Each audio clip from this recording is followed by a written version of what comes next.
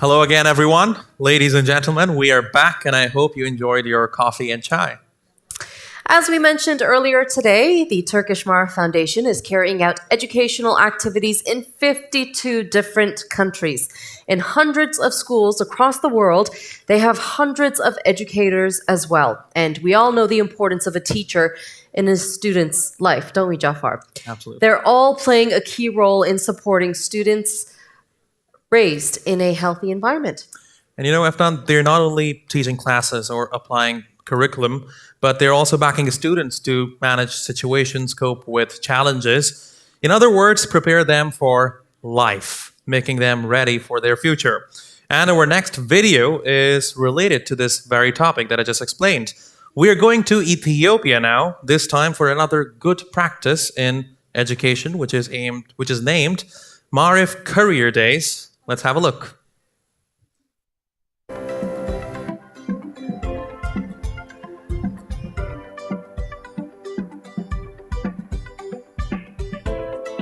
The purpose of this career day was to develop the students' knowledge on how the real example, real work environment looks like. So we came up with the idea. Now we thought education in learning in the classroom was the only option.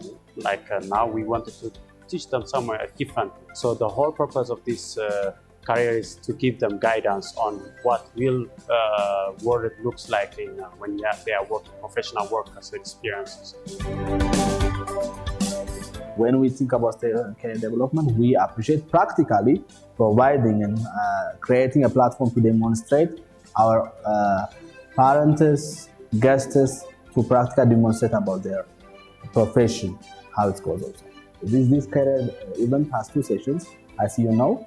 It has also in the hall, there was a lecture, introduction part, and all individuals also took their part in different classrooms. So they saw demonstration. When they see this demonstration, some of them were involved or engaged with this demonstration activities. They were enjoyed, they were amazed.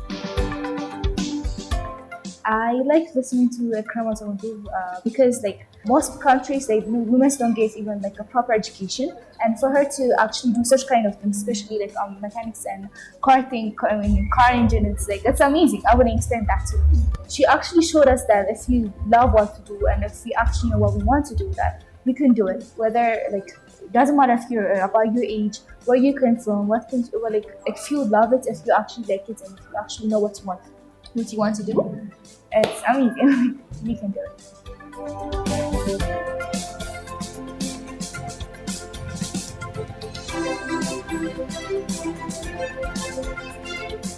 Nowadays, as a teacher, when I observe our students, our generation, the first question comes from they say directly, teacher, what will we do with this information in our real life? But nowadays, these kind of questions shows us there are some problems, there are some concerns about their futures. We have to engage them with the real life. They need to understand that all these things they are learning from school will be useful for their future.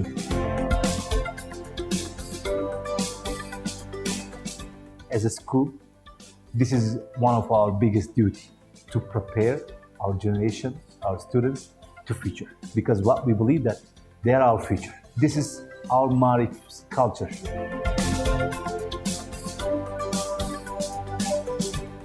Choosing your career is like being able to see yourself in that position in the future.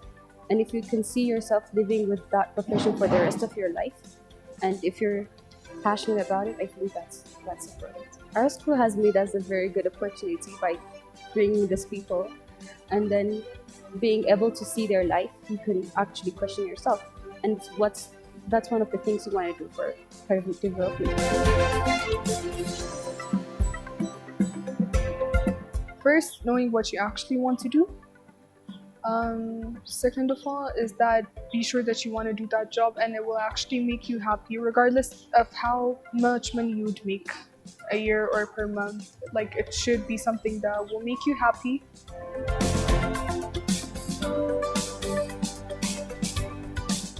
Reading is one major part of our growth in education missing right now, and the physical activity as well.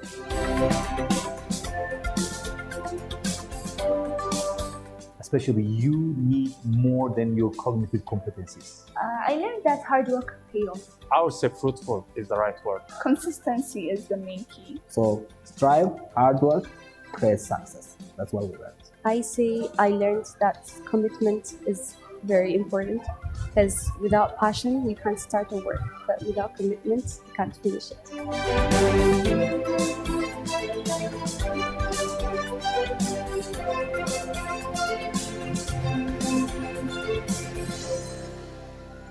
Some very wise words from Indeed. the younger generation, which we could actually learn a lot from. So, what will we do with all this information in our real life? I think that's one question that we've all asked some point in time to either ourselves or our teachers, because we are all concerned about our future. And as school principal, Mr. Sevar, in that video there, said that we have to engage them with real life. That's what they're trying to do in Marif school culture. Indeed, and as we heard from the students and the teachers there, that these are the key words for success: consistency, hard work, commitment, passion, and happiness. This is exactly what we need when we look at the future. I know it's been a long day, and we appreciate you all being with us here today. And finally, it's time for our last panel, which is called a school leader session. And basically in this panel, they will be talking about leading the change in education. Indeed. Dear guests, I would now like to invite to the floor Arber Marina, the school leader from Kosovo Marif Schools. As the co-founder and executive director of the NGO Center for Education, Research and Trainings, Mr. Marina is committed to ensuring the organization's mission through fundraising, communications, and strategic planning. Previously, he served as the political advisor to the minister at the Ministry of Education and Science and Technology, where he played a pivotal role in advising on education policies. Welcome. And our next speaker, Biljana Đurđević, a school leader from Serbia Marif Schools. She's a member of teams that monitor and influence the development of the institution and the system. Biljana is a co-author of the European project We All Matter Integrative Learning, which is supported by the European Union Fund. Welcome. And Francis Bass, a school leader from the Gambia Marif Schools. Mr. Bass, with experience in education, Francis possesses a comprehensive understanding of the organization and the structure of primary education institutions. Additionally, he actively participates in clubs such as the Young Students Clubs and Environmental Club, enriching students' academic experiences. And notably, he has established a football academy dedicated to guiding young lives, especially those at risk of becoming a school dropout. Welcome. Impressive. And to moderate the last session of the day, I'd now like to welcome Amy Louise Shah Mabrouk, the school leader from Tunisia Marif Schools. Welcome. As a Peace Corporation's volunteer, Ms. Mabrouk has worked in both the special education and university sectors. Her professional journey in Tunisia has been diverse, including the Peace Corporation's training officer, owner, and preschool principal. She has been the director of the English language programs for the Mideast for over a decade. Welcome to all of you once again, and we hope you have a fruitful discussion. Good luck. Thank you. Thank you very much. Thank you, audience. I hope you still have a little energy left at the end of the day. Thank you very much for introducing our panel. I had planned on doing that, so I won't repeat what you have already heard. But what I will say is that the four of us have something in common, and that is that every day we walk the halls of our schools, we check classrooms, we observe teachers, we go outside on the playground, we are in the art room, we're in the music room, and we see our spaces. And we see the things that we want to do with our spaces. And we see the learning environment and how maybe if we change this or this or this, we could produce better learners, more independent learners, maybe a more student-centered classroom, perhaps a way to introduce technology into the classroom if we have the right learning environments as well. So the learning environment for us is essential. It's what we do and what we see every day. So before we start, I would just like to share with you, or not,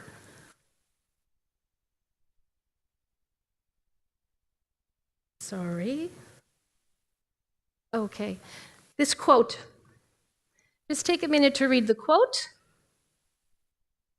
Just a raise of hands if you agree or disagree with this quote.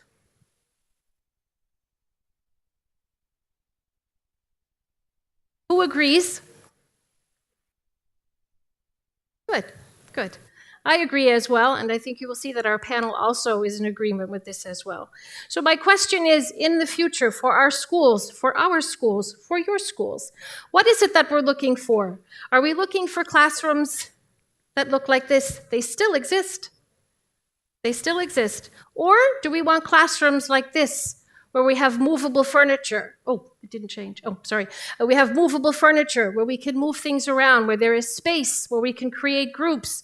We talked about collaborative learning. We talked about project-based learning. All of these things become conducive when you have the right atmosphere, the right environment as well. Do we want... Sorry, it's just not...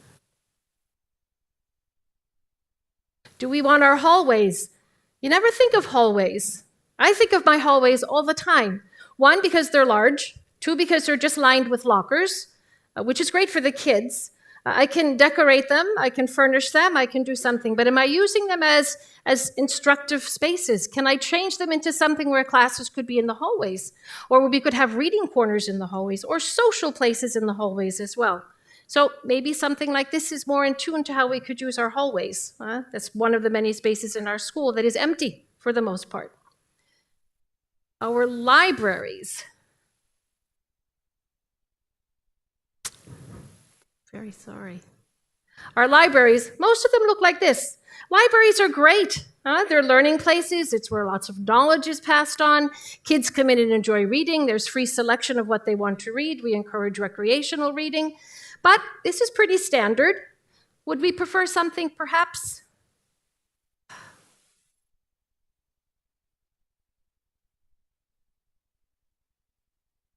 Hold on. Oh, something like this. I can just visually see our children running around here and grabbing a book and sitting somewhere and having a great time. I think it would produce actually maybe more interested students as well. Do we want...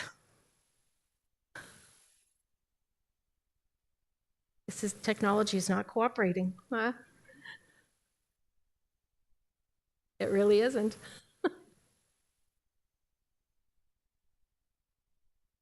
Oh my goodness. Thank you. Okay, social areas in the school. The school that I work at, is the primary school and lower secondary. So we have students who, 12, 13, 14, socialization and social emotional skills and giving them a space to sit and talk together, talk about their day, talk about the teachers. They need this space. Something cold like this could be replaced with something warm like this, which would encourage students to sit together, might even give them something recreational like playing pool. I'm sure a lot more action, a lot more conversations would happen in a place that looked as pleasant as this. Our playgrounds. I have a wonderful playground. It's huge. Just recently we put in a basketball court and some swings and things like that, so I'm very, very happy. But still, there's a lot of space that is unused. Could we be using it for things like this? Could we be taking classrooms outside and from inside and bringing them outside? This could serve as a classroom. It could serve as a meeting place. It could serve as the drama club place. It could serve as a lecture hall when you have guests who are visiting the school. Or could we be using our space for something really more important, like teaching our children about agriculture, teaching them the importance of the earth and how to plant and how to grow and how to nurture something?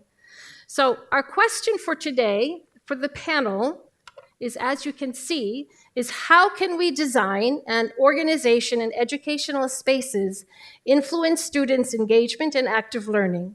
And could you provide examples in your schools as well? So we'll begin with Francis, please. Okay, thank you, Madam Amy. And I think it will be a very fruitful discussion. I'm looking at this topic that, for me, I believe that is a very good topic, looking at where I come from, the side of the world, that is in Gambia and the sub-region. We have to look at this very well, which is very important. And to be frank, like I told Amy before we came up here, these are things that most of the time I see on TVs or in the internet and so on. But right there, we are finding it very difficult to make use of these spaces that we have. So it's very important to be able to also work hand in glove with more developed countries in terms of education, to be able to help other countries and people like us down there in the Gambia to have an idea of how we can make use of the spaces that we have in the schools, which is very important.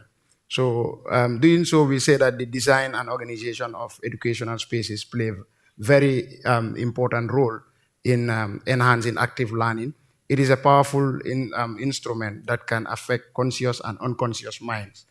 Going to school should create the feeling of being about the feeling of learning, that you are ready to learn, as well as enhance creative ways of thinking.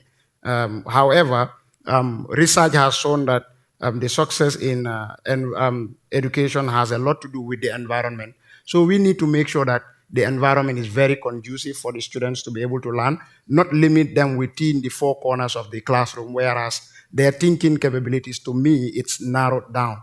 So it's very important to be able to design the schools, the school environment that is the classroom, so that the students will be able to think and move freely and be more flexible to be able to socialize within themselves. Like in Africa, in Gambia, where I come from, if you look at the setups of the class that has been shown here, it's different. Students mostly sit in rows, whereas even the movement is sometimes a big problem. But whereas we have students sit in groups, the class has a lot of space where movement can be done. It will be very helpful. So we as educators, I believe, need to be more of space creators and designers to allow students work independently. Looking at the examples stated in the question that has been given to us, that is, and as school leaders, we can design the stairwells, for example, to show math equations and do wall arts to improve the emotional health of the students. But we can do this with the students. We need to involve the students when we are designing, when we are making certain arrangements in the class, which will be very helpful. Sometimes you do things like this, make the environment for the students, arrange it for them. They may not like it that way. It is better for us to include them whenever we are doing things like this. It makes them feel being part of it. So that is very, very important. And we have cafeterias that can be designed to promote nutritional educations, which are very important. Like from where I come from, most of the schools don't even have cafeterias, you understand? But in other schools, like in more advanced countries, we have schools that have cafeterias, not for only the students to go and eat and so on, but it's good for the students whenever they go there, they will be able to learn from that cafeteria, like nutritional education and so on. So it's very important to make sure that we design these spaces that we have. All the places in the school should be educative. Wherever the school the students go inside the school area, they should be able to learn something from that very areas. So it's very important to note also that empty classes can be used for co-curricular activities, example math club and spelling bees. We have some schools that have empty classes and they don't know how to use them. Like for example, in Marif, Gambia, we used to have an empty class, but now we are able to use that class for music, and students like it a lot. We have so many music materials that the students can benefit from, they can use, and they like music as a subject. We talk about the garden areas that can be also utilized by engaging students in different ways of gardening. For example, mobile gardening. In Marif, Gambia, actually we have a very little space for the gardening, but we at the end of the gardening season we harvest a lot because of the gardening, the micro gardening that we introduce to the children. There are so many other things that they learn from there, because some of them in their homes they don't even have the soil to grow their crops because they are all concrete or tiles or so on. but they were able to learn that you can grow things in pots and so on. So they are able to do this now. We also look at unused areas by the playground. In our culture, we have what we call, in the Gambian culture, what we call a bantaba. That is normally a place where you have elders in the village meet and discuss very important issues. So we try to bring that scenario to the school, whereas these empty places by the playgrounds and so on can be used and design something like a bantaba where students can meet and discuss very important issues as well as do their assignments in groups. So these are some of the few points that I have based on the spaces that we can how we manage our spaces and how we design them. Thank you very much. Thank you, Francis. That's an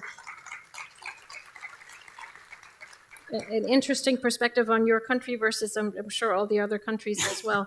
I forgot to say this. Maybe most of the time I'll be speaking on the perspective of the Gambian, that is the Gambian context. I think it's very important to learn from each other, and whatever I get from here will be transported back to the Gambia. Thank you. I particularly praise you for your first sentence was that school should be a joyful place for students. So that's spaces, they make it joyful for students. So it's a very important point. Biliana, yes, could you please give us your thoughts? Yes, thank you, Amy. I also love that sentence, and I loved your pictures that you showed at the beginning. So I would like to start with that. School spaces, whether they are traditional classrooms or maybe some modern learning hubs, they shouldn't just be physically settings for in school.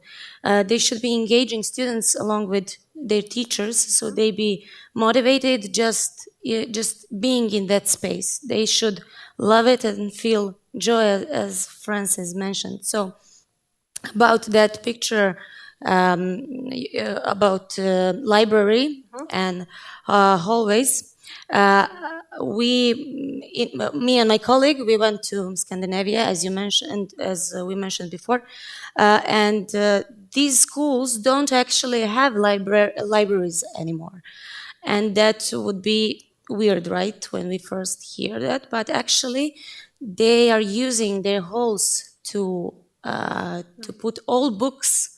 So those halls are now completely engaging students, because all the time when they are walking and running, sometimes they see books and they got interested. They are more aware of them than when they are in a library, in a room that is behind closed doors. So I think when this topic came, I thought, what can we do more in our school to change or to make spaces more interesting to our students? So, of course, as a teacher, first, and I guess many of you might agree with me, we always think about some academic improvements. So I thought, okay, how about some after-school STEM activities or some labs? We should call university professors to use that space when the school is over, the school is empty, and we can use it for purposes like that. Or should we use it for some crafts, cooking classes, and so on? We have many ideas that could engage kids to participate more and to develop skills, but also knowledge. That's like the role of the school. And then I stopped and I thought, what is actually something that students will love to do, that they will come, for example, on weekends, or will stay longer in school because something is happening in school. So then I asked them to help me. That was the easiest choice. And they had really amazing ideas. So I will mention only a few of them. They were really creative. Of course, at first they wanted a pool, for example, and I said now it's not possible, because we are not doing architectural work. We are trying to use our space that we already have to make it more, to make more of it. So they, for example, they suggested weekend fairs when they can make something and they can call their friends and public so they can come and see, and also they can engage themselves. They can take a part of it and they can show it every weekend, like a short art assembly or museum or something like that. And they also mentioned how we can make it humanitarian, so if we collect some money, we can donate it later. They're a really great group of students, I have to say. Also, they mentioned different workshops as robotic and gaming. And first of all, I said, okay, games, you play games at home, but actually, if we made that gaming a learning opportunity for programming and stuff, maybe it can be good. And like a last proposal, it was cinema. Also, activity, they usually go in cinema with parents and friends. But then my student said, yes, but we can be hosts to cinema. We can make lower prices, for example. We can work, so we can prepare popcorn, some water, and then we can use that space for the school benefit and for their own benefit. Yeah. So these ideas actually were all formed during 1 hour class and something like that. And when I start thinking about them, they actually made sense more than all of our ideas, because they will come and use that spaces if we arrange them to do something they love. So that was the same thought as Francis said. They need to enjoy the school, whether during the classes or after them, and then we can talk about better usage of our space. Thank you very much, Biliana. Okay, moving on to our third panelist. Yes, Arber. According to your questions, so I'm just going to move quickly on some points. So, of course, it's normal question, and the answer, everybody knows the answer. Is it important to have a good environment and good spaces? Of course, we all want to have a good environment. Such we are here in a very beautiful hall here, and I felt very comfortable all the day. And same is for the students. But sometimes we just know this answer, but we sometimes forget some important factors that influence to the students' mood and to the students' psychology. So first of all, learning atmosphere, it crucially impact on motivation and engagement. So a well-designed physical environment can contribute to a positive, of course, and motivating atmosphere. So bright and comfortable and organized spaces enhance students' enthusiasm and learning. So the next one I would like to mention is facilitation of learning styles. So I mean about flexibility. So different physical spaces allow for different learning styles. So some students may thrive in collaborative open spaces, while others may benefit from quiet individual study areas. So different environment accommodates diverse learning and preferences. Another important factor is safety and well-being of physical safety. So physical environment, beside of being comfortable, of course, should prioritize the safety of students and educators. So ergonomic furniture, proper lighting, natural lighting, secure facilities contribute to a safe learning environment, and this impact to the mental well-being as well. So another factor I would like to mention, community collaboration. So the physical environment should encourage collaboration, and social interaction among students. So common areas, group study spaces, and communal facilities foster a sense of community and teamwork. So other factors are cultural and inclusive spaces. So they are definitely important on this slide. Resource accessibility, beside availability, so accessibility, so library and learning resources and other things. For example, in our school, we just put table tennis on the hall, and it really changed everything. So they don't have too much time, maybe in the middle of the breaks, just 5-10 minutes, but for 10 minutes they completely, not completely, but they somehow relax, and I can see their faces how they go to the classrooms.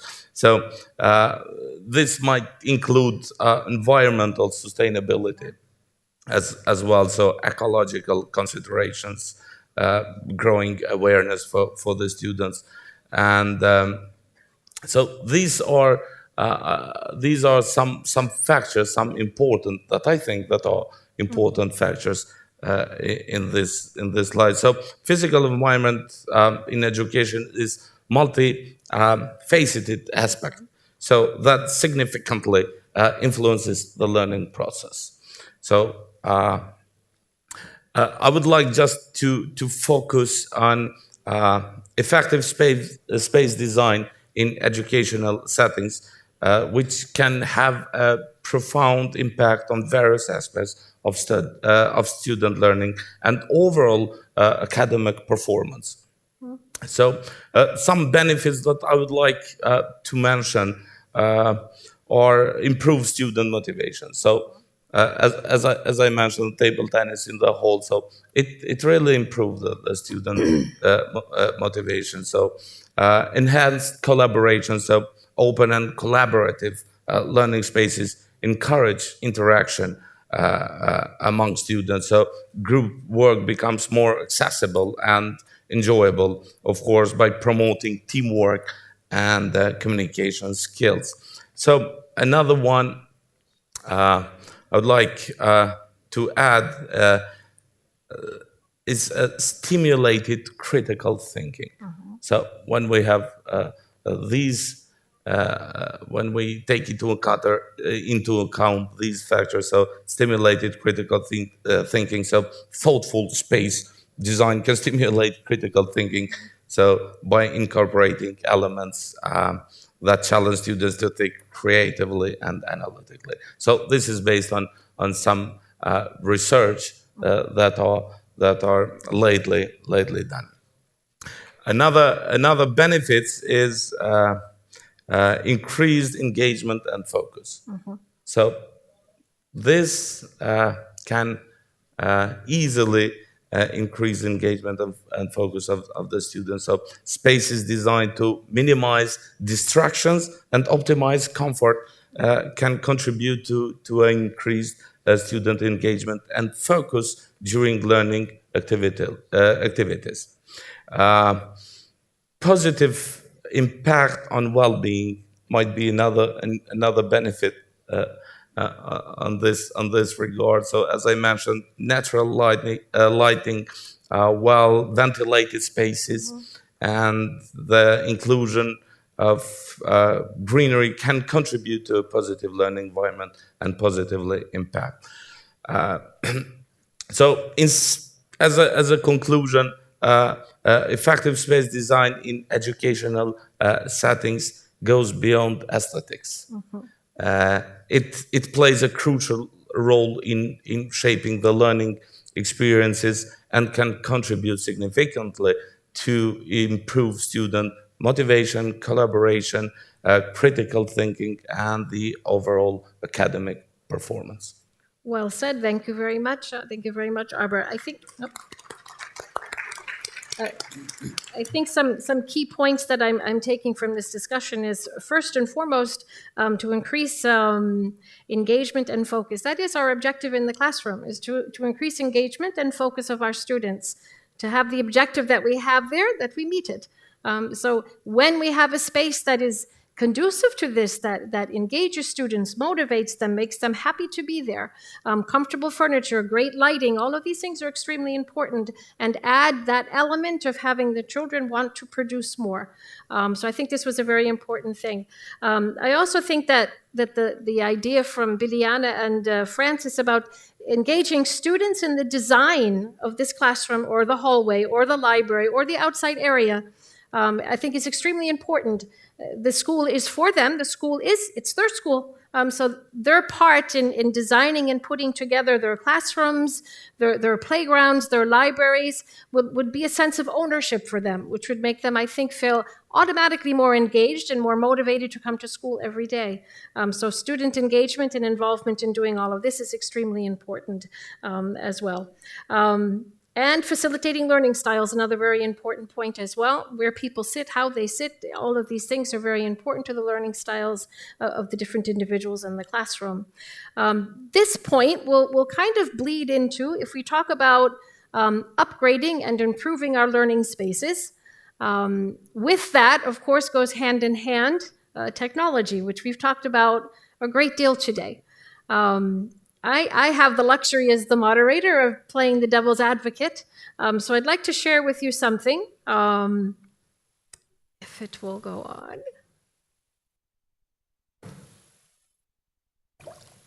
As our classrooms get more sophisticated, the technology that we can introduce into our classroom will also get sophisticated. And it's okay, I think. What I'm trying to share with you is this. This is a year 6 student. Her name is Mariam. She's a delightful child.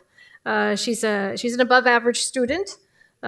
She loves English. She's a joy to teach. And the topic was, what is a role model? And so the teacher gave them, I asked the teacher to do this assignment so I could step back and be more objective. And so the teacher told them that they had to write and that they had 20 minutes to do this assignment, this essay. And this is what Mariam produced. As a teacher, which many of you are in this classroom, educators of some walk of the education field, you're looking at this and you're saying, well, there's a comma missing, there's some bad word order, maybe we could do something with this, maybe that. But my point is, this came from Mariam's head, from her heart. This is what she envisions a role model to be. At the end of the session, we collected the papers, and then the teacher asked them to go home and rewrite their essay. So, of course, Mariam, being a modern student, influenced by technology, went home and produced this. And is this Mariam's writing? Do you think it's the same? No. Not at all. She went home. She did wonderful work in the classroom. She went home, put this into ChatGPT, and this is what she produced, and this is actually what she handed in to the teacher the next day. So playing the devil's advocate, because our next question, our next topic is talking about technology taking over our classrooms and perhaps the roles of teachers versus the traditional time-tested teaching methods that we know and that many of us still use, or many have incorporated both together. So showing this is one way of showing how our students, where they're going. She didn't think that what she did in class was good enough. This was her response. When the teacher said, why did you rewrite it? What you did yesterday was great. Just expand on it, or just this, or just, go through and correct your errors. And she said, oh, no, this is much better. She didn't tell us that she put it into chat. Of course not. But of course we know, as educators, we know. So this question of what is that fine line? What is that fine line between, bouncing into the digital era, which we are, and which we do, even teachers of my age, we are, right? But as we march into this, are we also forgetting that some of the traditional and time-tested methods that we have been using? For me, the pleasure of Mariam's first essay was the fact that I could sit with Mariam in a quiet spot, and I could go through this sentence by sentence, word by word. Ask her to see her errors, to correct her errors, maybe add something, maybe, but it would be her work. That's the joy of a teacher, teaching, giving knowledge.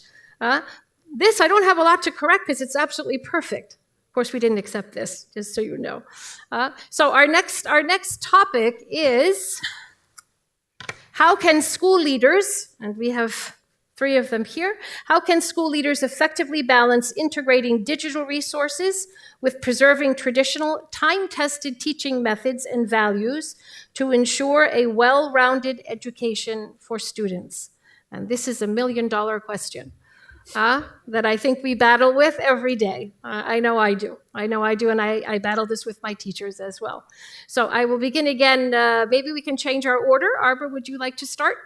Yeah, sure. Thank you, Amy. $1 million question. It is. Very big question that requires not just a simple answer, but of course, it needs more comprehensive analysis on that. So technology is, as our colleagues today mentioned, a lot of technologies, pros and cons. So I am a fan of the technology, but as Professor Charles mentioned, the important thing is how to use it. So to use it properly, effectively, and on a good manner.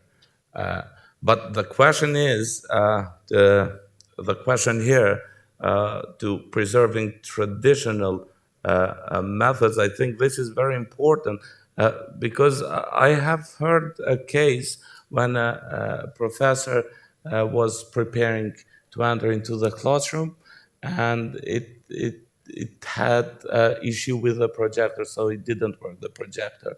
And the whole lecture was on the PowerPoint.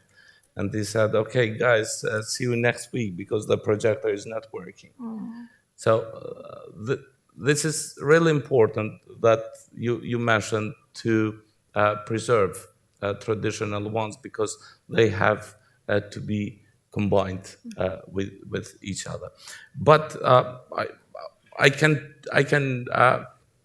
point out some strategies that the leaders, school leaders, can achieve in order to balance this issue. So first of all, of course, it should be pointed out, should be emphasized a clear vision. So what's the school leader wants to do with the school? So to have a clear vision, to define it in order to incorporate both digital and digital resources and traditional methods, and to establish goals that reflect a commitment to well-rounded education, combining the best of digital and traditional approaches.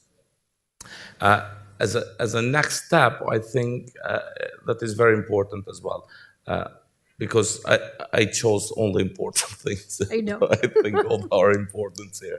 So professional development. So to provide ongoing professional development for teachers to enhance their digital literacy skills. Because someone might say they are young and they know they have digital skills, but not all the teachers have digital skills. So this might be a challenge. And as someone mentioned before, they don't want to change. They want to preserve the traditional method.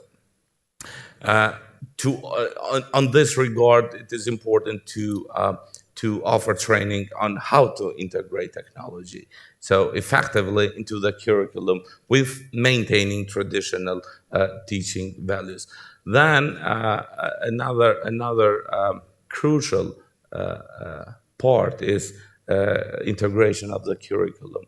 So how to integrate, to align digital resources with the existing curriculum in order to enhance rather than replace the traditional subjects, and to ensure that the technology is used to support and enrich the learning experience, not just a standalone tool. So let's say. It was mentioned as well, and I completely agree with that, with the student-centered learning. So my opinion is to foster student-centered learning by using digital resources in order to cater to individual learning styles and pace. So to encourage collaborative projects that combine digital and traditional elements, promoting teamwork and communication skills. Then it should be clearly emphasized, point out, and assessment strategies. So it is very important as well, assessment strategies. So to develop a balanced assessment strategy that includes both ways. To use a variety of assessment methods to capture different aspects of student learning, and to get the feedback for both the community, teachers and parents and students, of course. So in this regard, a community should be involved because it plays a significant role on this. So, as I mentioned, parents and other stakeholders.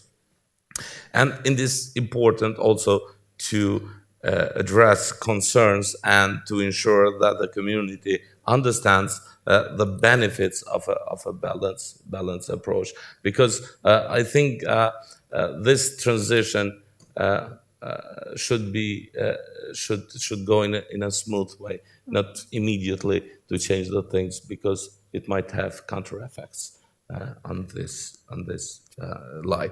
So of course, infrastructure should be in investment in reliable infrastructure to support this integration and this transition of digital resources and other things. It is needed to emphasize core values. So the stopwatch is not working. Tell me if I'm late. Okay. Okay.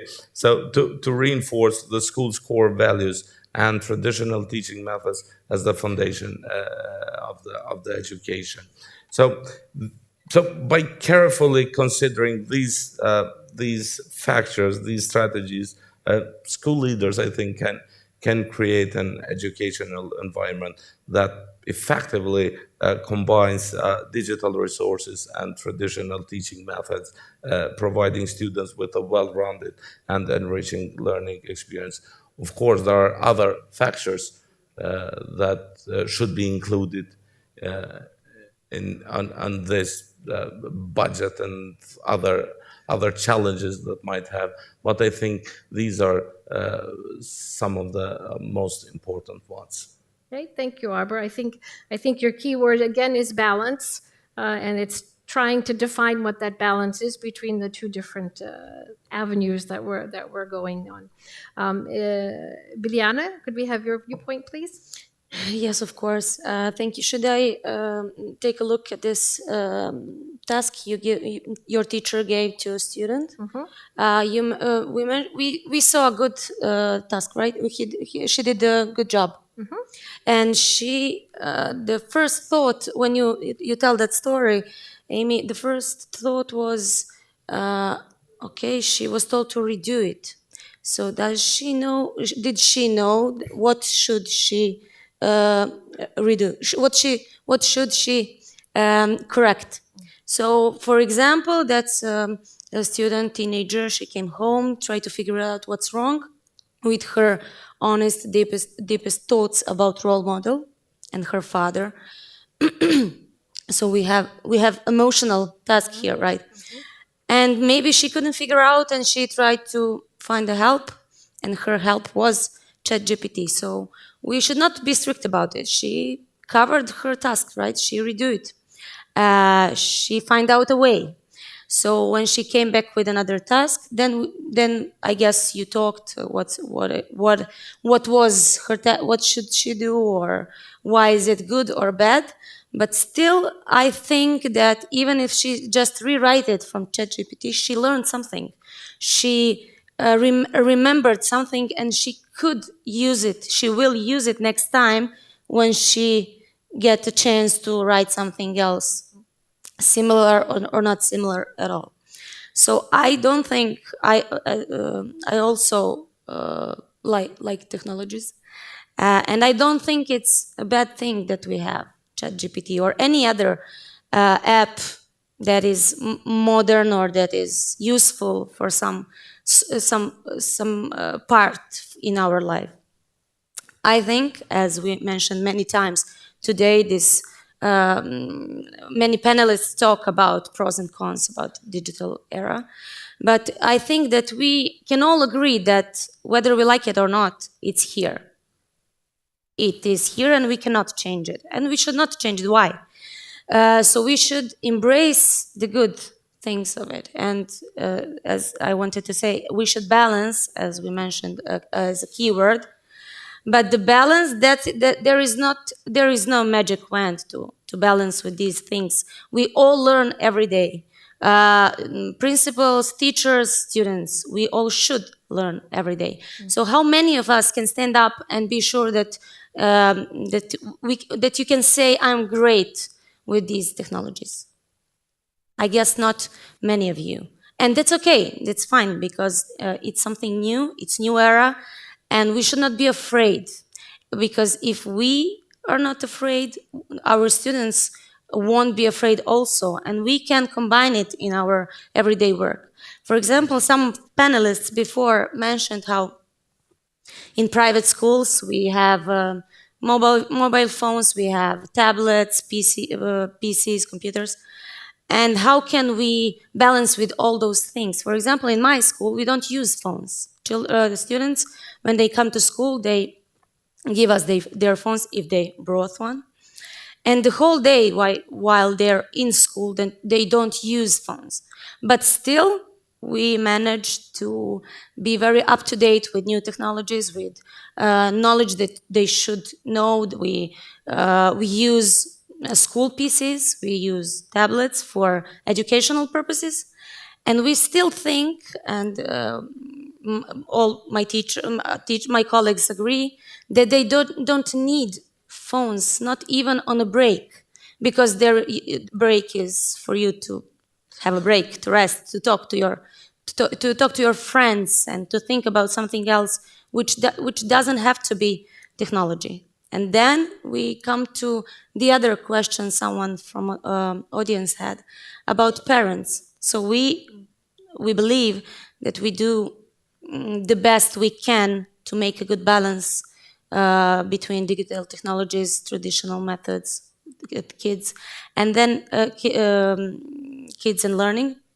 And then we need that strong bond with parents who believe in that method, in that theory, and they also are included in that time spent during the time at home. They need to follow what is modern, what is happening in social networks, in their groups, if they have groups and stuff like that. So that bond between parents, students, and school have to be strong if we want to, be ethical with everything that is coming up.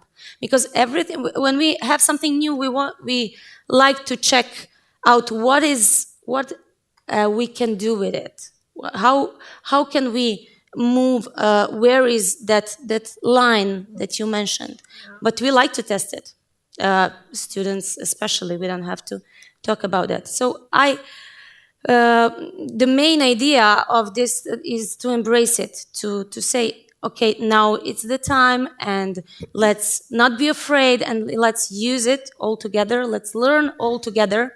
Show them that we don't know everything, and that's fine, that's okay, that we will in some times. And also, one of the most important things is to encourage your teachers, because we are now talking in a role as principals or vice principals, and the teachers could be afraid, because when we don't know something, when our knowledge is not strong, we are afraid and we run to traditional methods because we are sure of them.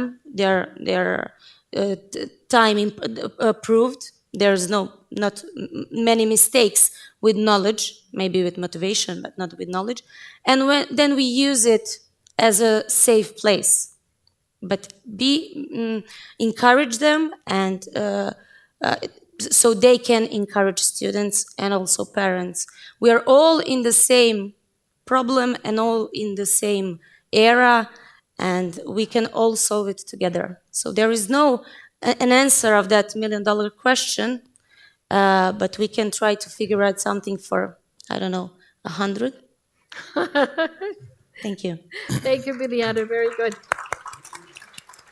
And I think you brought up a very important point that I run into as an individual and from a different generation, but also that I run into with my teachers, is the fear factor.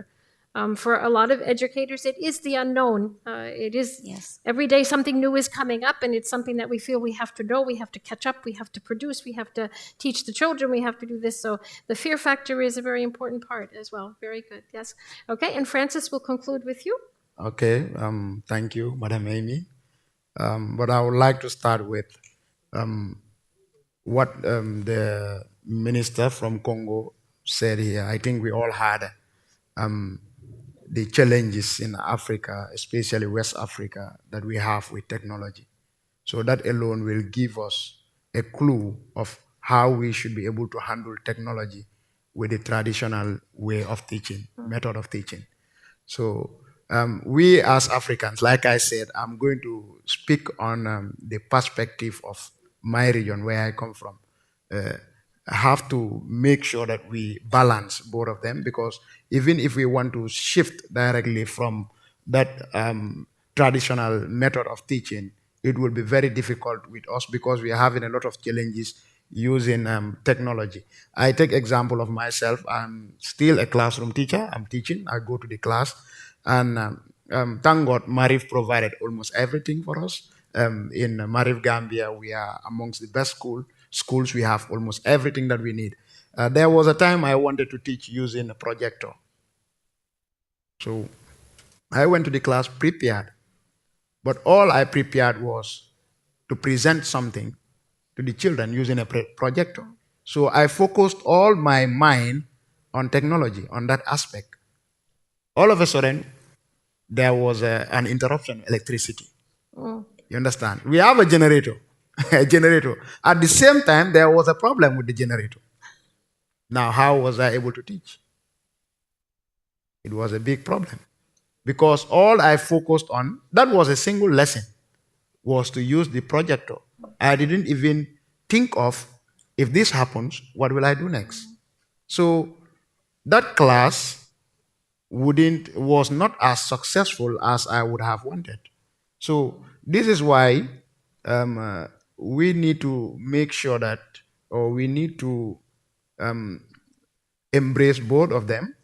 And but I will just want us to look at briefly about technology and the traditional method of teaching, which actually we said, I know technology is the backbone of almost everything we do now in this generation, including our education systems. And as such, it is tough to do away from it. Very difficult to do away from it, especially the developed countries. However, the panel that was here, there was a speaker that was very critical about technology, that spoke a lot of disadvantages about technology. But I will just want to look at the advantages, which I think it's very, very important. And some of these advantages are a student can access lots of resources with ease, especially during the time of Corona. In the Gambia, we struggled a lot. But thank God that Marif has provided almost everything that we wanted. It was easier for us. But think about the public schools. It was very difficult for the students to access information. So technology is helping in that area. It enhances individualized learning and collaborative work among students living far from each other. They can work together from very far distance. If they have assignments, they For example, they may use Zoom or any other platform to do these things. And it enhances real-time assessment. So these are just few advantages of technology that I want to share with you or discuss with. I know, like I said, the previous speaker mentioned about the disadvantages, which I don't want to go back to. Now we look at the local, the traditional teaching method, which I think needs to be improved. Like when I was going to school, it was very difficult. During that time, the teacher does almost everything. He or she controls the class, holds all the responsibilities. Students don't have any responsibility. It's the teacher that has all the responsibility. He plays the role of the instructor. Literally, all information comes from the teacher, not from the students. This is the old way of teaching, the traditional way of teaching from where I come from. I don't know if it is almost the same in the other parts of the world. But however, I think it has some also importance, like it involves face-to-face interaction, which is very important. If the teacher is physically in the class, he will be able to instruct the students, guide the students as to what are the things that they need to do. It promotes active engagements within the teacher and the students, and it allows the teacher to connect with the students as well. An easy management of the classroom when the teacher is in the class instead of having online teaching like we did during the corona. I used to have online classes with some of my students. All of a sudden, a student will tell me, okay, I'm going to the toilet, coming back, movement here and there. I cannot control because they are in their homes. But if they are in the class, I'll be able to control the movement. I'll be able to engage them a lot. And also social development. It helps the teacher to be, the students to be able to collaborate, to work together based on the instructions that the teacher give. So as school leaders, I think therefore we need to embrace the best of both to ensure a well-rounded education for students. The best thing is we know the technology has disadvantages, but the traditional method of teaching also has disadvantages. But both of them have advantages. How about now, as educators, we see how best we can embrace the good sides of both of them so that it can be balanced. Like the example I just gave, if this one doesn't work, the other one can work. For example, the teacher may use computer-based instructions. For example, his same class for fast learners, whilst himself concentrating on the slow learners. You understand? So it will help enhance the teaching. As the teacher, the fast learners concentrate on instructions that are from the computer base, whilst he's concentrating on the slow learners. So I think these are few of the points that I have, and I think that's my view anyways. Okay. Thank you very much. Thank you very much. So I still think it's $1 million question. I still think that there's this line where the fear of going forward because it's unknown, the comfort of staying in the traditional because maybe you've tested and you're getting the results that you're looking for, you're meeting your objectives. So I think as we move forward into the digital era, which we already are, we're there. As we move forward, I think that the key things I can walk away with are, as leaders, we have to have this plan, we have to have this vision, as Arbor said, of where we want to go. How much do we want to include this into our classrooms? Where is that line going to stop, or can we blur it a little, or can we mesh them together? I think that these that balance is a key thing, and as leaders, this is our responsibility as well. I also think as leaders, it's our responsibility, if we are embracing this, which I think this is the way of the world, and we are embracing it, that we do have to provide, as Arbor said, I think professional development for teachers. I too am sometimes shocked by my young teachers who I ask to help me with something and I realize they don't know it either. And that makes me feel good. Because at that point I realize, okay, then we all need more training. We all need to be upgraded. We all need to be up to date on what's going on as well. So I think, traditional versus, jumping into the digital age, I think it is this mesh of both of them, knowing when to use it, how to use it, the amount to use, doses of this and doses of that to make for a balanced classroom, but in the end, a well-balanced student at the end of the day. which is what we are looking for. So these are our thoughts on the panel. We are open to any questions that the audience may have as well.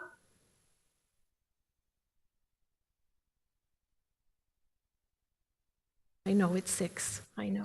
I know. I know. I know. Amy. There is a question. Yes? Does someone have a microphone? Yeah.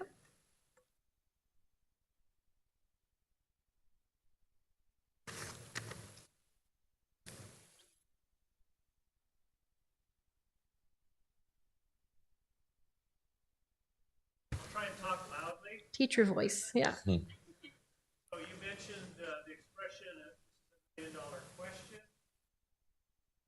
I started thinking a question or a €1 million question. Yeah. So I started thinking about the question from several perspectives. So I'm going to kind of deconstruct it and then see what the question ends by saying, during a well-rounded education. Earlier today, in the earlier panels, people really emphasized something different. Mm-hmm. They emphasized a personalized education, customized. I want to hear what you think about that. And then another thing is that the idea of balance is, to me, seems like what's often referred to as a wicked problem. You don't balance something once, but it needs to be balanced every moment or every day. And so I'm wondering if you could talk a little bit about that as well, the act of balancing. Because when you think of someone walking a tightrope, they just don't balance once. Every step, they're continually trying to recalibrate and rebalance themselves. So those are two kind of deconstructive thoughts about this million-something question. We'll stick with the lira this time, yes. Huh? Anyone have thoughts on that? I mean, I don't know who you were directing the question to directly, but anyone on the panel? I mean, I think talking about the balance in here, you're talking as like should it be once or continuous, right? That's what you mean. I think, to me, my thought is, with the experience that I have from that scenario that I explained here, I think we should try to do it continuously. Always have a second plan or plan B. For example, if this one doesn't work, this one can work. So I think it's very important to put in mind that not always technology, or not always also the traditional method of teaching. We try to make sure in all times that we are teaching, we incorporate both. That's my view. yes, I agree as well. Doug, I think that, balance, again, it's a big word, right? It is something that continually goes back and forth. I mean, I think professional development is probably the key to answering that question, because in order for us to be, balanced in what we're doing in the classroom between the two, I think that we also need to be constantly upgraded, and professional development has to take place all the time. It has to be continuous for us to be able to make those judgment calls. Would this task be better done, with the active learned reading, or would it be better to sit the kids in a circle and read a book together, where you're balancing the two different things based on, I can use active learn because this will, produce this objective and this objective, but reading on the floor with the kids in a circle is also a pleasant experience of a different nature. So I think it's trying to find that continuous development so that you are able to make those choices. You're able to look at a task or a project that you're assigning, or a teacher training that you're doing, and decide what is the best way that I can use this method or this method. Not that they're the only ones out there as well, but to try and find a way where both parts are being used so that you are providing the best in all situations for your students' learning. Okay. Anyone else? Yeah, Yes, Arbor? just to add a few things regarding the balancing, and I was mentioning the smooth transition. So when I talk about digitalization, about using technology, I see this as an overall digitalization. So I mean, teachers using technology, students, and administrative staff as well. So, for example, why I mentioned the smooth transition of digitalization, of using technology. For example, we are now, the foundation is now working hard on AMRF, using AMRF. So we will get that in our schools in Kosovo, for example. But the law doesn't allow us to use only MRF. So we have to use according to the law. Maybe it will be changed in the near future, but we are obliged to keep register books, so old-fashioned methods for the students, for the grades and their absences and so on. So in this case, we cannot just cut. So we are not going to use this, and we are going to use this because there are many obstacles that during the way we might face. So this was the reason that I mentioned the balance and the smooth transition. Sure, transition. Another key word. Of the digitalization. Okay, thank you. Any other? Thank you, Doug. Any other questions from the audience? Is that the hand? I don't. Yep.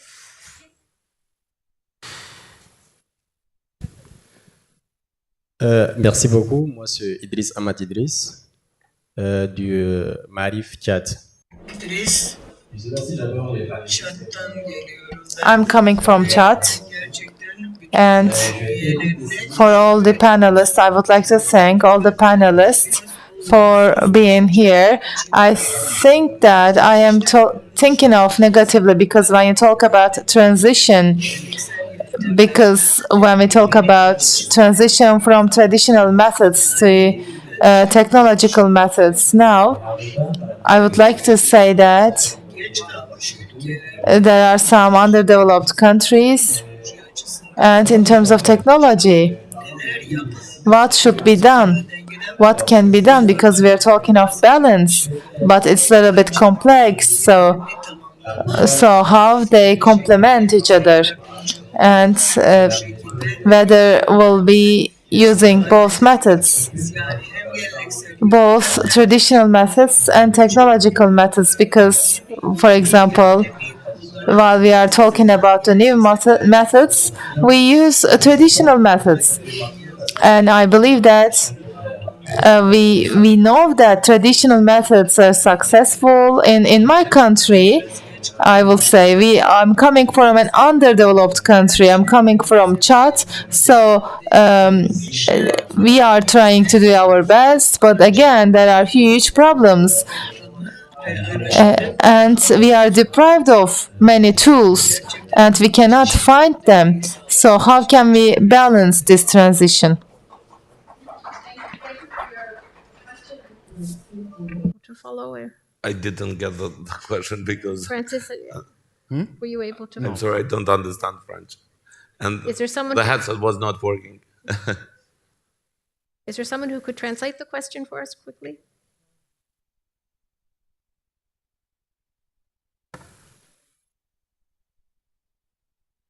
Okay, we can talk about this after, so that we're not. Any other questions from the audience? Okay, if not, then thank you for your attention. And as we move forward in our adventures in education, and we move forward with our students, I think there's a lot of food for thought in terms of our learning spaces and how we construct them, how we design them, how we make them most conducive to student learning, but also how are we handling moving into the future with all of these new things and new approaches that are coming up, and how do we blend them together with what we know to be okay, with what is new and exciting for students and for teachers as well. So thank you very much for your attention. Thank you. Child of my father, so I had to get involved. Yeah. Pardon?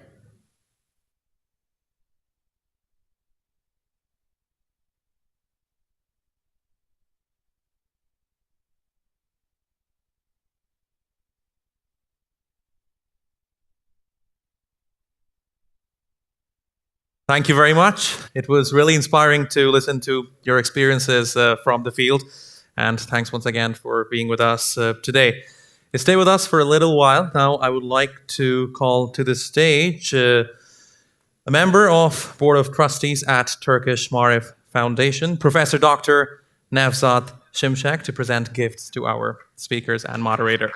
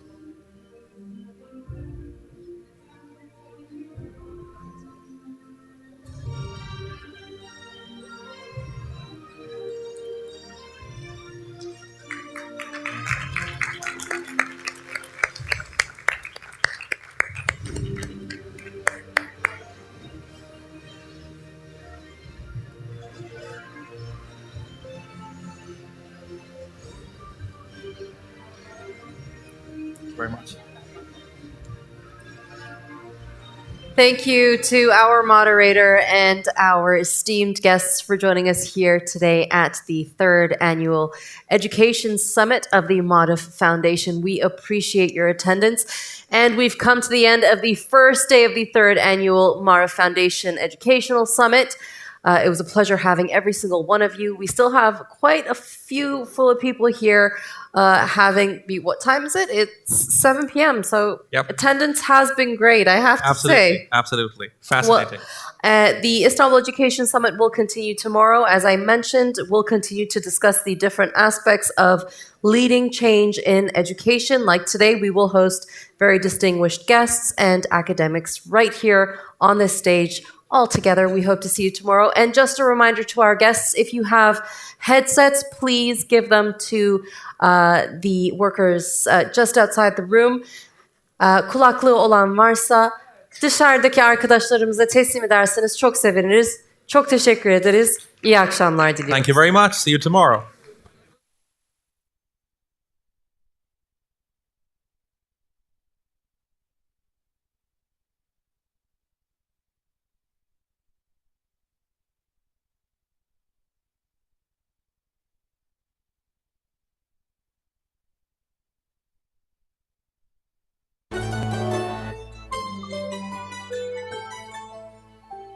Mektubun girişini şöyle yapalım Kerem amca. Sevgili Türkiye'nin yeni yüzyılı başlıyorsun diye çok heyecanlıyız. Nasılsın? Çok güzel olur. Al yaz bakalım. Eyvallah sağ ol. Bizi soracak olursan iyiyiz. Doğruluk ve kardeşlik düsturumuz. Çalışmak ve üretmek aşkımız. Ne güzel dedin be usta. Yaz evladım. İşleri soracak olursam, fabrikalar üretiyor. Memleketimiz durmadan boy atıp büyüyor. Yazalım bunları da. Sen bu satırları okurken biz geleceği yazıyor olacağız. hayallerimiz büyük. Sakın şaşırma. Sayenizde bu bizim yüzyılımız olacak arkadaşlar. Zirveler korkutmasın seni. Yüzde cesaret, Yürekte sevginin. Emeğin, hayalin, Ahmet'in, Zeynep. Herkesin, her şeyin selamı. selamı var sana. Sağlıcakla kal, payidar ol. Kerem Bey ne güzel oldu. Evet ama pulu unuttum. Aa, pul unutulur da